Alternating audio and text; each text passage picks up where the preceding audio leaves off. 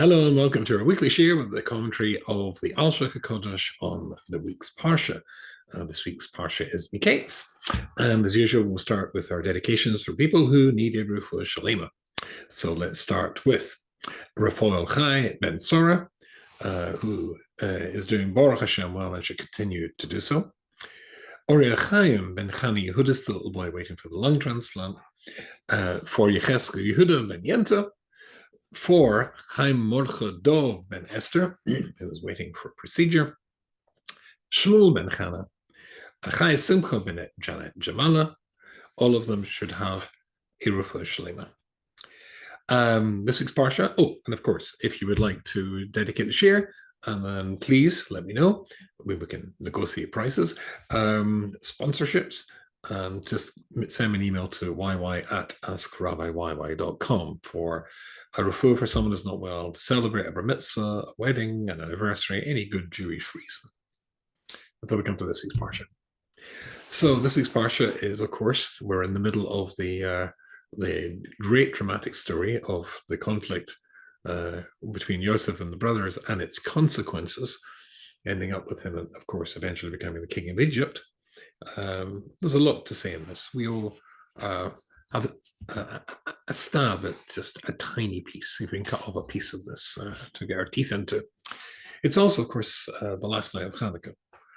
And in the last night of Chanukah, as Chanukah is become known as the Festival of Lights. Let's consider the darkness that Chanukah was the illumination, the surprise illumination of. We've talked before, it's a medrash, where the Ramban, right at the beginning, the Ramban quotes at the beginning of the Parsha of Vayetze, Yaakov Abinu famously goes out, or goes away fleeing from his brother Esau, and he dreams a dream. We know this, we've covered this before. Kof, this is chapter Kof Ches, Biyachlam Bihini Sulamutz of Arza, and he dreams, and there is a ladder, with his feet on the ground, going up to heaven. And angels of God are going up and down.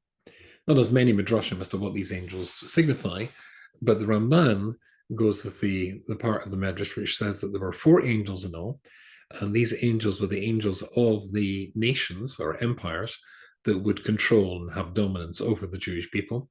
The number of rungs, the number of steps that the angel went up and then came down on the ladder signified the number of years which they would have dominance over the Jewish people. And so I'll read a little bit of the Ramban to you before we get into our Alshich. And the Ramban says, and I'm sure we've read this before,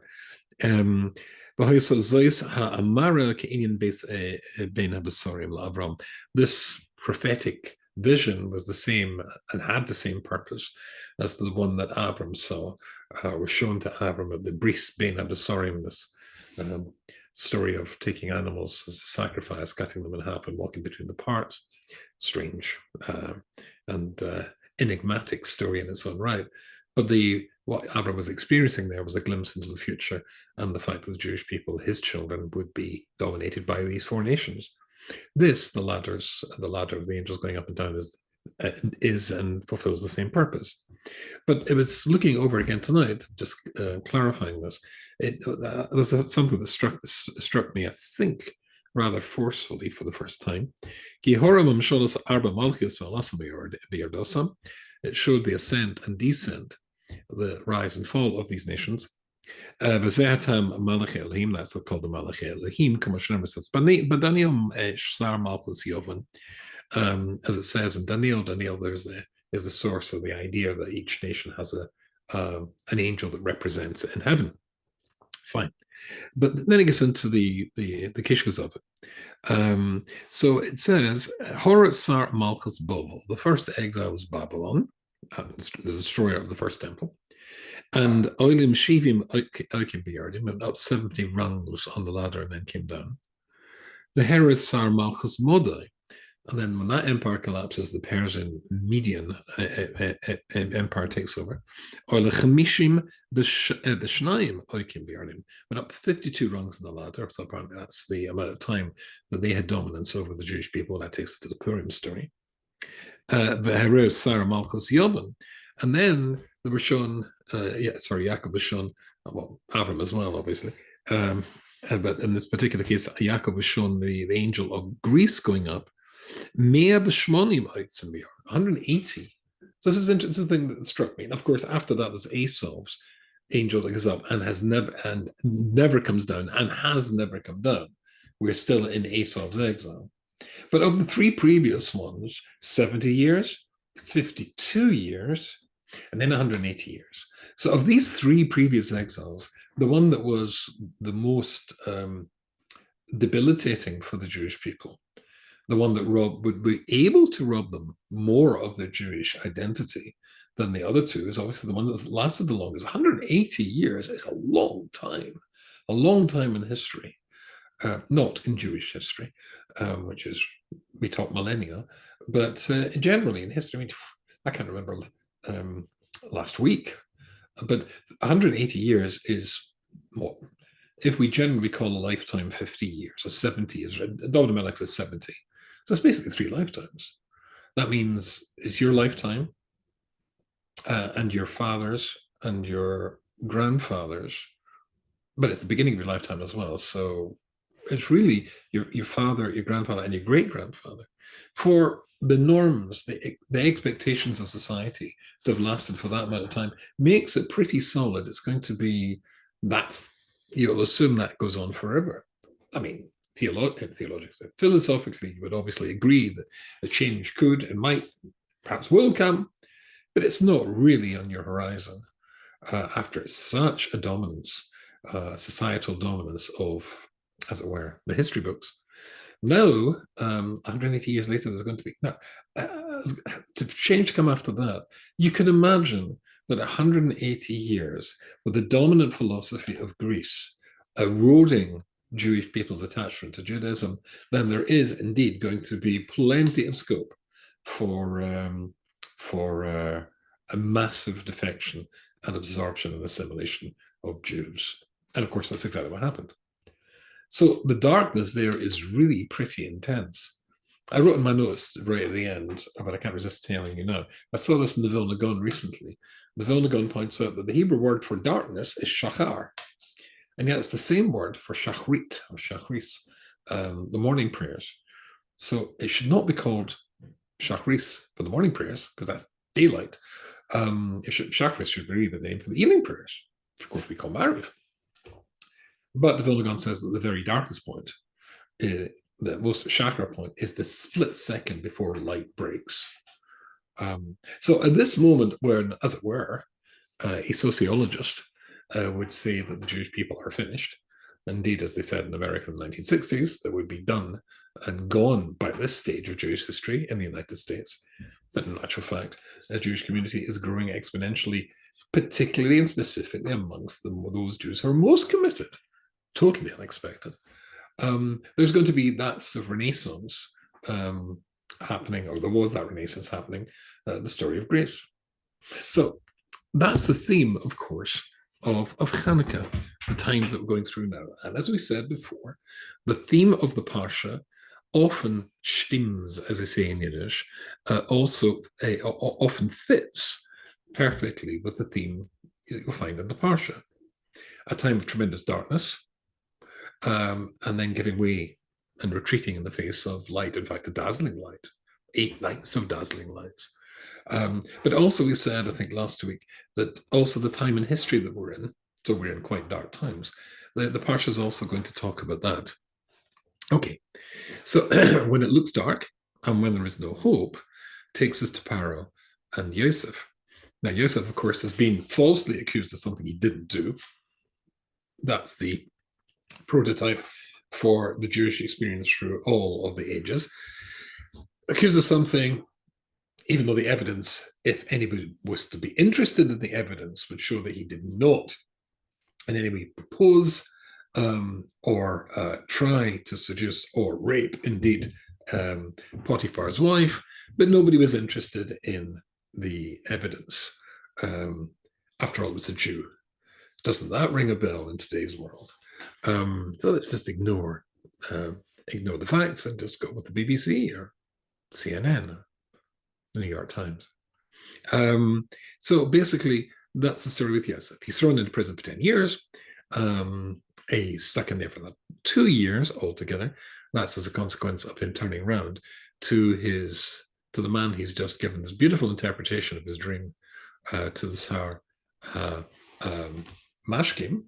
Tsar, if you remember, is executed. And he says to him twice, 2 expressions: remember me to Paro, as it were, get me out of here. He was punished for that. Why? Because he's put too much. Now, you're supposed to do what's called ishtadlus in Hebrew. You're supposed to put in your effort to achieve any aim. You're not supposed to rely on a miracle. But the fact that he asked him twice showed that he was, as it were, extending his efforts. This is something I have to remind myself all the time. As the Shar B'tochen, the Chovos Levavos says, what is reasonable for you to do in order to achieve the results that you need, whether it's parnosa or any outcome that you would hope to achieve in your life, is the accepted amount that should produce that result. Any more than that, as it were, you're pushing you to the front of controlling events and pushing God, as it were, to the side. That's a mistake. Do your bit, leave the rest to God. Your bit, the normal amount, and leave it to God. When you're doing above the normal amount, that's when you're in trouble, and that's how Yosef got into trouble. So that's the story. Now he's in jail, and of course the parsha starts by saying that Pharaoh has a dream. He tells the dream to his magicians, and if you remember, and Rashi says this, they could give him answers, but there weren't answers that in any way satisfied him. 7 daughters. Oh, remember the dream. 7 cows come up from the river, and they're healthy and they're swallowed up by thin cows. And then there's ears of corn, which are healthy and nice, and they're swallowed up by, or the vision retreats, and that's all withered and horrible corn. And the message is clearly that there's going to be a famine coming. But the Egyptian magicians, for some reason, which we won't go into, get it wrong, and they make all sorts of interpretations which simply don't satisfy Pharaoh. We'll see this in a second. One group of them say, well, you're going to have 7 daughters, you'll marry 7 daughters. Another group, according to the Medrash, said that you're going to conquer seven countries and you'll lose 7 countries. And he's unsatisfied with this. And that's when, turning back the clock, then that's when the Tsar Mashkim turns around and says, oh, I just remembered something. And I hope you forgive me for slipping up all these years. But there is this Jewish guy, a Jew boy, who seems to be good at this stuff. And that's what Yosef is brought in front of Paro.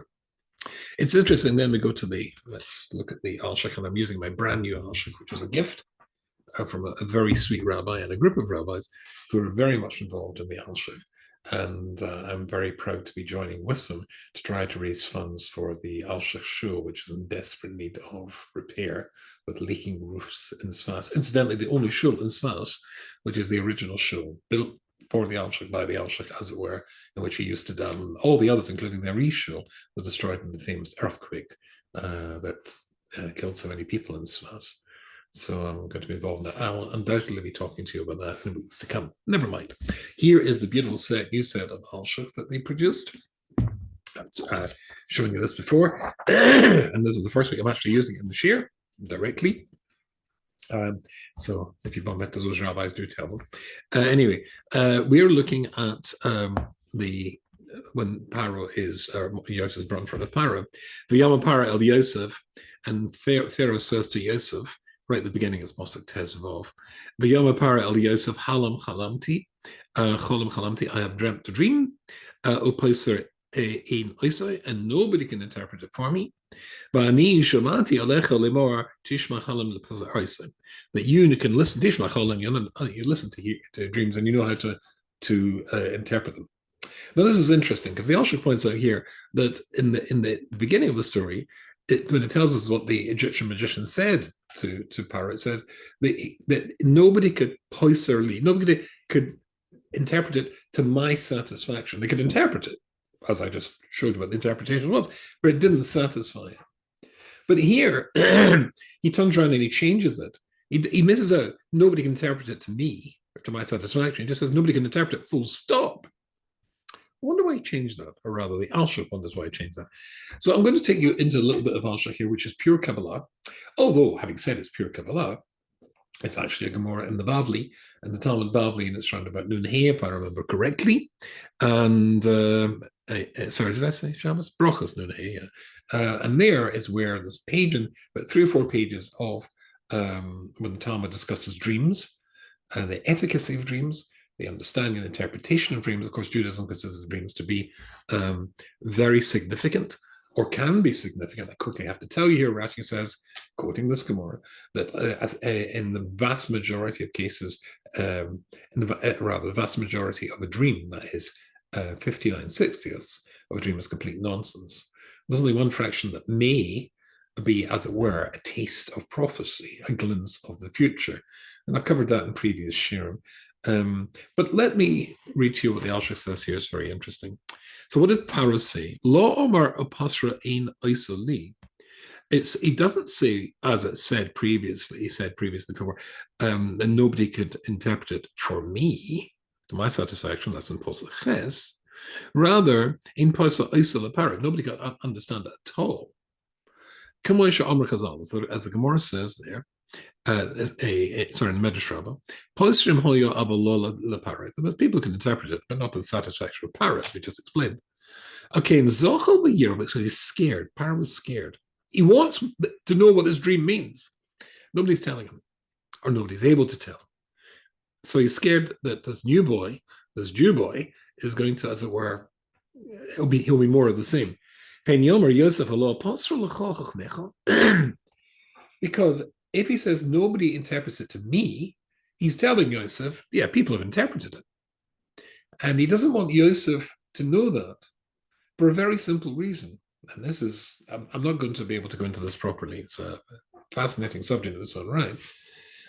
But you see, one of the rules of interpreting dreams, as the Gemara explains there, you've got to be very careful who you tell your dreams to. Because the Gemara says the interpretation, or rather the fulfillment of the dream, really depends on the person who interprets the dream. If somebody tells you that the dream is going to be good, it will be good. If somebody tells you the dream is going to be bad, it's going to be bad. There's a famous story in the Gemara of 2 rabbis who always had the exact same dream. They dreamt simultaneously the same dream, and they would go to the same person. One gave him money, and he gave him a nice interpretation of the dream, and the other person told him the exact same dream that happened to him and didn't give him money, and he always interpreted it negatively. The interesting thing was that in the case of the man who gave him money, the positive interpretation actually came true. The man who didn't give him money and consequently got a rotten interpretation, the rotten interpretation came true too. To which, I'll give just the headline. Rabbi Dessler explains this in Micta Milion. Ultimately, you are your own interpreter of dreams. You, or the you that you might even not recognize at the deepest recesses of your psyche, or at your neshama, to use the Hebrew term, in your soul, you recognize whether, if somebody gives you a dream, an interpretation of a dream, and you feel, yeah, I think that makes sense to me. I think that I deserve that, something bad. I deserve that. I did something bad. This is God punishing me. If it fits, the Hebrew word is stimmt, if it fits with you, and you go click, essentially you're making your own dream come true. Now, he doesn't want Yosef to know that he's already had an interpretation of the dream, because Yosef can legitimately turn around and say, well, if you had an interpretation of the dream, that's it, done. So he wants to hide that fact from him. Interesting. Then, famously, Yosef replies, and what does Yosef say to him? And he says, when he says that you know how to interpret dreams, V'yan Yosef replies, this is Positive Zion, verse 16, V'yan Yosef as Paro, he replies to Paro, Limor belodai, Elokim ya'ane es shalom pare. No, I can't. Now, he's been in jail for 12 years. You kind of think that there's nothing he would want more than to be out of jail. In fact, we know that he wanted to be out of jail. That's why he asked the Sarah Mashkim to get him out of jail. So now that he says to him, I believe you can interpret dreams, turning around and saying, well, actually, no, not me, I can't do it. God can do it, I can't do it. Then he's, as it were, running the risk of Paro saying, oh, you can do it? Oh, so I only got you out because he could. Take him back. But you see, he's really learned the lesson. Yosef really learned the lesson. That's very, very important. Because let's see if he has been put in prison for an extra 2 years because he failed at the highest levels in his trust and faith in God, then it's got to be that the lesson has been learned. Let me read to you something. I'm not making myself clear. Let me read to you something that it says in, this is my copy of my translation and commentary on Shar B'Tochen and the Chavos Levavos. It's called Rufus Leib. You can still get it in the stores. And in the third chapter, there is the classic question. He deals with the classic question. Rabbeinu Bachya lived in around about the 1050, 1096 First Crusade period in Saragossa in northeastern Spain. Well, it wasn't called Spain in those days, but the land that we now call Spain. And he deals with 5 reasons why Tzaddik V'Raloi, a great holy person, might suffer hardship and suffering. And then 6 reasons why a bad person might prosper. Listen to this one. This is the last of his 6. Oh, incidentally, it's 5 and 6. Did you notice that? He writes 5 reasons why Tzaddik V'Raloi, why a Tzaddik might suffer, and 6 reasons why Rosh Hashanah, an evil man, might prosper. It's interesting, whenever I quote this in Shirim, the answer to the question, which troubles you more? Tzaddik V'Raloi, a Tzaddik suffering, or Rosh Hashanah? There's always a clear gender divide when it comes to answering that question. Very interesting. This is almost unfailingly so. It is the case that the thing that troubles people more than, well, I'm not putting it clearly. When asked the question of women, a women's audience, women almost universally are more troubled by Tzaddik V'Raloi. Men almost universally are more troubled by Rosh Hashanah. And I wondered if that's the reason why the author of the book, at the end of the day, was a man, devotes 5 reasons to Tzaddik V'Raloi, but 6 reasons to Rosh Hashanah. Don't know. That's just complete speculation. I hope that's not in any way disrespectful of a tremendously holy giant and one of the classic giants of Jewish history. I hope you'll forgive me if I've in any way, if that's made something which is undoubtedly very deep into something mundane. However, let me read to you what he says. Answer number 6. The 6th reason why a bad person might prosper. He says, it's my translation. I won't read the Hebrew and then translate it because I've already done that. And that's what the book is. Sometimes the reason for the apparent suffering of a tzaddik is in order to put the person to the test to see if he really is a tzaddik. This exposes a person only appears to be a tzaddik as opposed to someone who actually is one. The former, when they see the triumph and success of evil people, quickly abandon their previous religious lifestyle to emulate those they perceive as successful. This demonstrates that the Satanists was a facade all along. When such tzaddikim, in inverted commas, are confronted with the success of the wicked, they soon renege on their adherence to Hashem.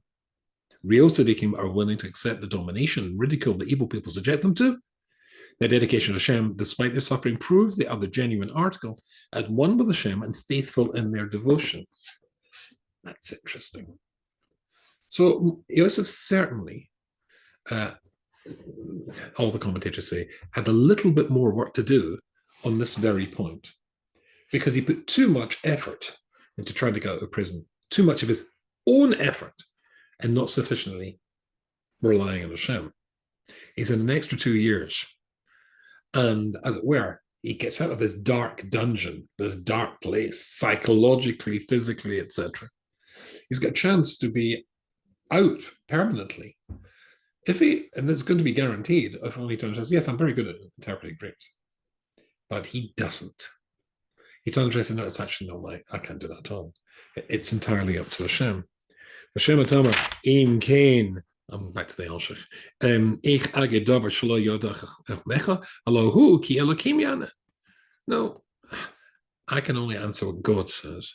And why can your magicians not answer your question, interpret the dream properly? It's easy. Ki lo yavduhu, because they don't serve Hashem. They don't believe in Hashem. They don't give their selves over, their lives over to Hashem. I can interpret the dream because I do serve Hashem, and He therefore will give Paro the answer, albeit through me, but I'm just the mouthpiece. But if he's able to say that, right, it means ergo he is now an Eved Hashem. He's filled in that, he's tweaked, as it were, the string of the violin has got a little bit, needs a little bit more to put it in completely, to get the right note, has to be tuned properly, and he did a little bit more tuning. He's done that tuning, and he turned around and says, no, they can't do it because they don't serve Hashem. Ergo, I can, because I do serve Hashem. I spent an extra 2 years in prison because I didn't. But now I've changed, and now I've worked on that, and I've improved that. Now I'm able to give you the, and now, from darkness to light. Rabbi Dessler, in Michtam Elyon, in Chelik Beis, he says something which I think is, I've always been inspired by this. He's discussing again the concept of tzaddikim suffering, and indeed Yosef suffering. And he says the following thing. He says, in order for Yosef to become the king of Egypt, in order for Yosef to be able to have such power as to change and amend the behavior and the cultural practice of Egypt, so that when the Jewish people are now coming to Egypt, or soon to come to Egypt, then that process that I spoke about at the beginning with the 180 years of Greece, 210 years in Egypt, a far more powerful society when it comes to assimilation and erosion than Greece was, then it's going to necessitate a lot of, as it were, tuning, fine-tuning, to change Egyptian society so that it doesn't do what it does best, which is to wipe out any sort of kedusha, any sort of holiness whatsoever, and eliminate the Jewish people as a people. And of course, he does that. We all know what the things he does. He makes them all be circumcised, so the Jews don't look so different. He moves them from city to city. The population of one city, let's say Manchester in England, is transported to Birmingham, Birmingham to Manchester, Boston to Baltimore, the population of Boston. So everybody's a stranger. In all of the rules, things that he changes, he leaves the priests of Egypt alone, setting precedent. You don't start out with people's priests. That leaves the Leviim in situ, not being enslaved and not being oppressed. And of course, Moshe and his family are Leviim, so it's going to be a strand of salvation coming through that as well. But he says a little bit more. So in order for Yosef to be able to do all that, that's God sending an incredible thing to him.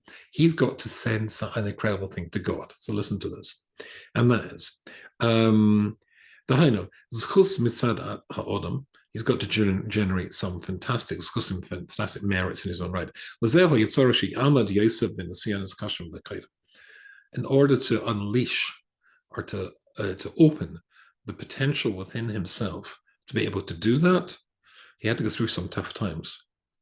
And very often when we go through tough times, we realize, we reveal aspects of ourselves which we never knew existed. First of all, he'd have to be sold, to be a slave. And by his brothers, who should have had his back, they sold him to be a slave. And to magnify the suffering, they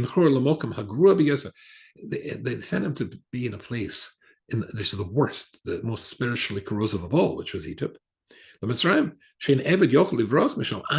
slave had ever been able to get out of there through their mystical powers. Nobody was able to get out there. The Medrash says any slave who tried to get through the city walls, through the gates, the stone statues, of snakes, which were on either side of the doors, started to scream. The stone statues started to scream because they had occult power. So no slave would ever get out. So therefore, this is a life sentence. And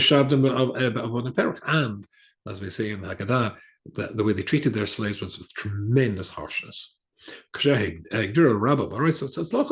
when his master, Potiphar, it promotes him and makes things better for him because he's tremendous success.